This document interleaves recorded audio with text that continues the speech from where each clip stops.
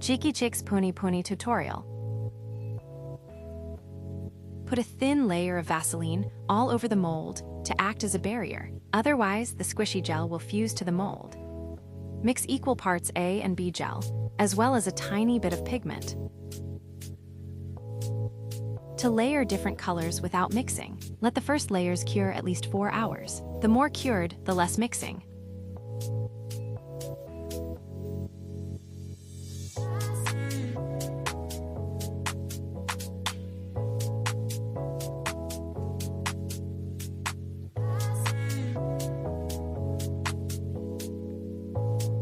You can also fill individual detail with a little gel and let cure first to add a pop of colors and details to your final squishies.